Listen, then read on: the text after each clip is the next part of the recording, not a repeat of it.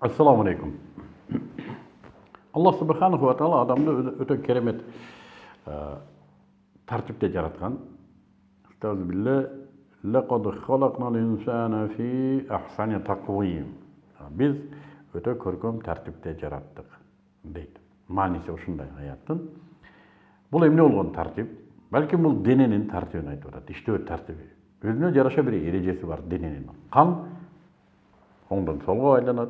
Нерв өзүнө жараша, клетканын иши өзүнө жараша, ткандар, органдар, тамак сиңирүү системасы, гормондордун бөлүнүп чыгуусу, клеткалардын кайрадан жандануусу, койчу адамдын жашоосу, өзү денесиндеги жашоосу өзгөчө бир эреже менен жүрөт. Жана бул эрежени адам кааласа да, каалабаса да өзгөртө албайт. Айтайын дегеним, кан оңдон солго айланып атса, солдон оңго айландыра албайт адам. Клеткалардын жаралуу системасы, бир белокторду синтездөө системасы аркылуу жүрсө, аны углеводдордун синтездөөсү менен кылып кое албайт адам. Ошол эле учурда адам өзгөртүүгө кудурети жетет, аны ыдыратууга, кыйратууга же тетерисинче кубаттоого мүмкүнчүлүгү бар. Туура тамактанса, балким бул процесстер өзүнүн нугунда, ошо өзүнүн эрежесинде жакшы иштейт. Эгер туура эмес тамактанса, өзүнүн денесин ыдыратуучу факторлор менен жашаса, балким бул эреже бузулушу мүмкүн. Бузулганда кандай?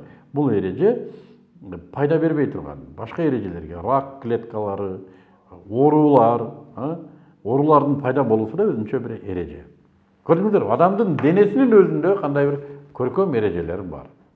Жашоосундачы, жашоодо да социумдун эрежелери бар, мыйзам ченемдүүлүктөрү бар. Эгер биз адамдарга мындай мамиле кылсак, мындай жооп алабыз. Эгерде биз буюмдарга мындай мамиле кылсак, мындай бизге натыйжа болот. Деп өзүнчө бир мыйзам ченемдүүлүктөр бар. Демек биз жашообузду да бир эреже менен жүргүзүшүбүз керек. Бул эрежелер биздин принциптерибиз. Бул принциптер бардыгына анык жана ачык принциптер болушу керек. Өзгөрүлмө принциптер туура эмес. Дайым мына ошо каккан казыктай принциптерде турушубуз керек жашообузда. Арамды арам дедикпи, болду.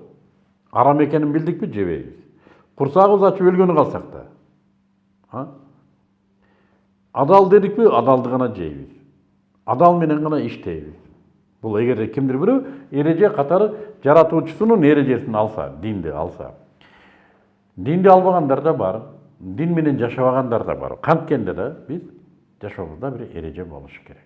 Бул эрежелер бизди бир туруктуу нукта жашоого шарт түзөт.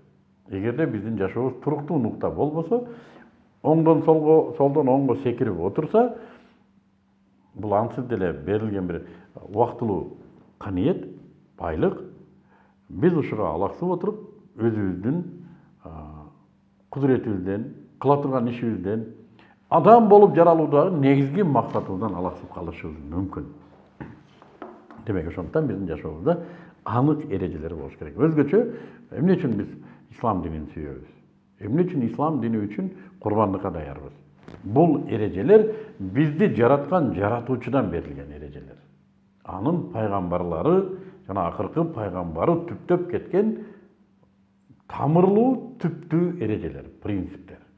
Жана эч качан бул эрежелер адамдарга зыян алып келген эмес. Эгерде бул дини эрежелер болсо, адамдар өздөрү ойлоп чыккан, же болбосо дини эреженин негизинде оңдоп койгон, ыңгайлаштырып койгон эрежелер болбосо. Анткени адам өзү ойлоп тапкан эреже анын жашоосуна кээде карама-каршылык алып келет. Азыркы учурга дал келсе, эртеңке дал келбейт. Бул адамга дал келген, башка адамга дал келбейт. Койчу, бизди жараткан жаратуучунун универсалдуулугунан улам чыккан эрежелер гана биздин жашообузду өстүрөт. Ошондуктан мен мусулман катары ислам дининин негизинде принциптерди алууну сунуш кылам. Экономикада принциптер бар, үй бүлөдө принциптер бар, саясатта принциптер бар. Керек болсо Аллах менен болгон мамиленин өзүндө да принциптер бар.